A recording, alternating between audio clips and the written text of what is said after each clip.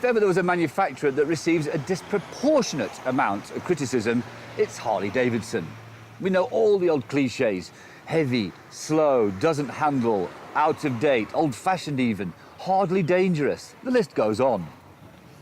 There's also the perception that Harley Davidsons are bought by middle-aged tosspots who only buy them for the image and the lifestyle. What I say is, so what? What is the problem with all that? Everybody that I know who owns a Harley absolutely loves them.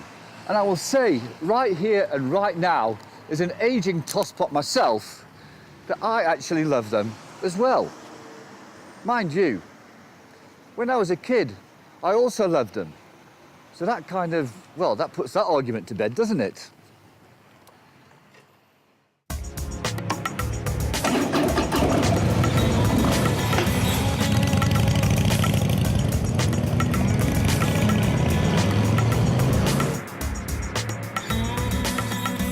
What people seem to forget is that a Harley is one of the most honest bikes you can buy, because it doesn't pretend to be something it's not.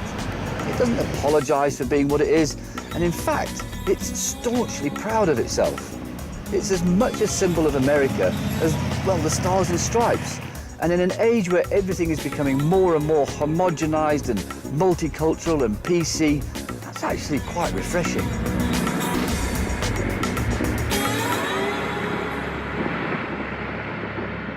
This is the 2016 Harley Softail Slim S, and to my mind, it's the best of the Harley bunch right now.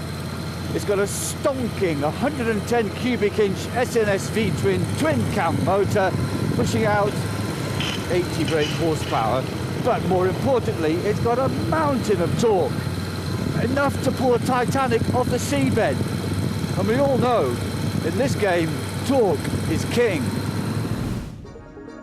And underneath all that, it really is a good bike. A very good bike. Simple, effective, beautiful quality everywhere, and the best fun to ride. I don't care what you think. Ride a Harley and you feel good. It really does have that effect on you. Maybe it has something to do with the sheer size of the machine. Maybe it's the sound. Maybe it's the attention you get from other road users. I've had more looks riding this than I've ever had on any superbike. And let's face it, we motorcyclists love attention. You can never accuse a Harley of not being dramatic. I mean, look at this Softail Slim.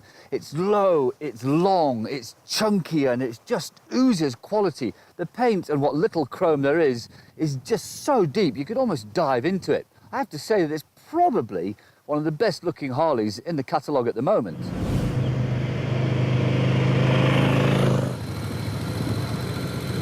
Old-fashioned? Maybe in concept, but certainly not in execution.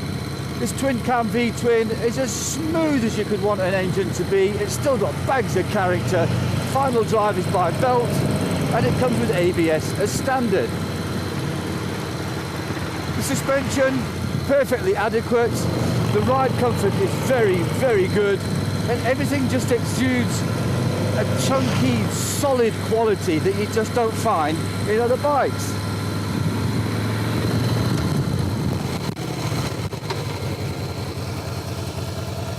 Is it perfect? Well, is any bike? A superbike is hideously uncomfortable no matter where you ride it. An adventure bike, it's too tall and too heavy. And yeah, the Harley, it could do to shed a few pounds, and the cornering ground clearance is pretty pathetic, really.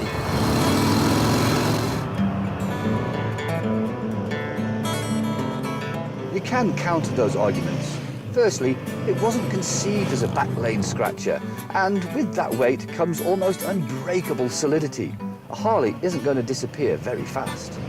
Ride it as it was designed to be ridden on the open road, and it delivers an experience like no other. If you can handle the sound of scraping footboards, it's even entertaining in the corners as well. Are they old-fashioned? Yes, you can trace a clear line from this model to the very first Harley in 1903, but that's what Harley called heritage, and that's exactly what owners want. They love that feeling of riding a piece of history. They have a physical link to every remaining Harley Davidson on the roads of the world. When did you last ride your Fireblade and give another rider on a 90cc Honda Cub a second glance? You just don't.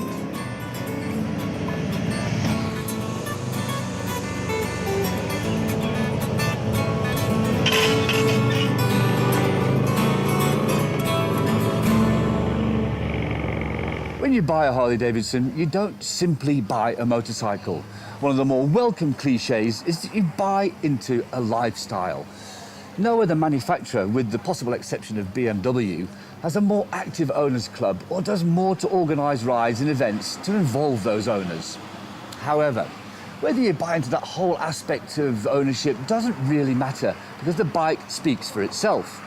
And I would wager that 99% of those people who criticise Harley Davidsons have never actually ridden one, because if they had, they wouldn't be able to wipe the smile off their face. And I can think of no better endorsement for a motorcycle than that. Hell, it even looks good when you're wearing white sunglasses, so what more can you say?